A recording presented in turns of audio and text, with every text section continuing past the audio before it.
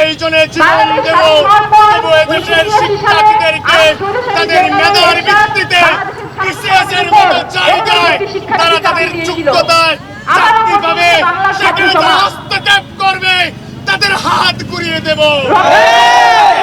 শিক্ষার্থীদেরকে তাদের মেধার ভিত্তিতে তাদের ন্যায্য অধিকার থেকে বঞ্চিত করা যাবে না।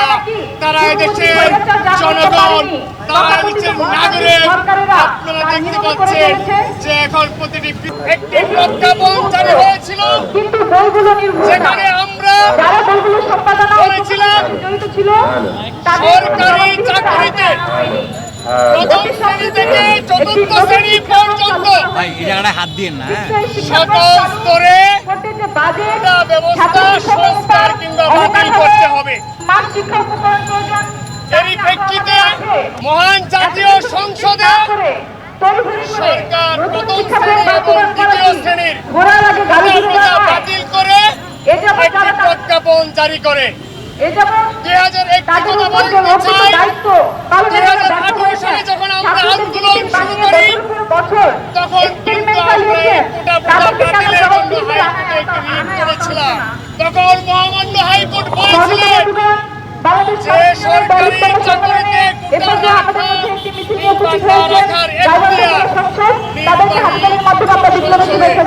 সেটি কোনোভাবে হাইকোর্টের না। তাহলে আজকে আমরা বলতে চাই, গতকালকে মহামান্য হাইকোর্ট কোটা বাতিলের যে নির্দেশনা দিয়েছেন, যে রায় দিয়েছেন, সেটি অবৈধ এবং সংবিধান সংবিধানে স্পষ্টতই উল্লেখ করেছে যে সরকারি চাকরির নিয়োগ লাভের ক্ষেত্রে দেশের প্রতিটি নাগরিক প্রত্যেকটা নাগরিক সম অধিকার পায়। তাহলে কেন সরকারি চাকরিতে 56% দেওয়া হলো? আমরা দেখতে পাচ্ছি যারা সুবিধা ভোগ করছে তারা এই দেশের মাত্র 2% মানুষ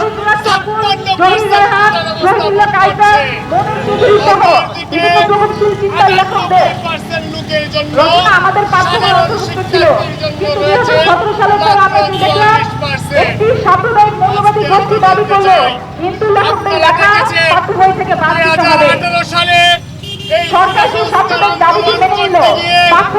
আমরা রাজপথে রক্ত দিয়েছি, আজকে 14টি মামলার গাড়ি টানছি, আজকে বারবার কৌমি হাজিরা দিতে হচ্ছে। আজকে আমার বুকের এই পাঁজর আজকে ভাঙা, আমি সেই ভাঙা পাঁজর নিয়ে চলছি। আমি আজ পর্যন্ত কোন সরকারি চাকরির পরীক্ষা দিতে পারি নাই। এই 18 কোটি শিক্ষার্থীর জন্য, এদেশের বেকার যুবকদের জন্য নিজের জীবন উৎসর্গ করে এদেশকে কোটামুক্ত করেছিলাম। কিন্তু আজকে হাইকোর্ট যে রায় দিয়েছে, এটি এদেশের শিক্ষার্থীদের সাথে প্রতারণা। এই প্রতারণা আমরা কোনোভাবেই মেনে নেব না। প্রয়োজনে জীবন দেব, তবু এদেশের শিক্ষার্থীদেরকে তাদের মেধার ভিত্তিতে বিসিএসের মতো জায়গায় তারা তাদের যোগ্যতায় চাকরি পাবে, সেখানে তারা হস্তক্ষেপ করবে, তাদের হাত ঘুরিয়ে দেব। শিক্ষার্থীদেরকে তাদের মেধার ভিত্তিতে তাদের ন্যায্য অধিকার থেকে বঞ্চিত করা যাবে না। তারা এদেশের জনগণ, তারা এদেশের নাগরিক। আপনারা দেখতে পাচ্ছেন যে এখন প্রতিটি বিসিএসে 4 থেকে 5 লক্ষ শিক্ষার্থী আবেদন করে।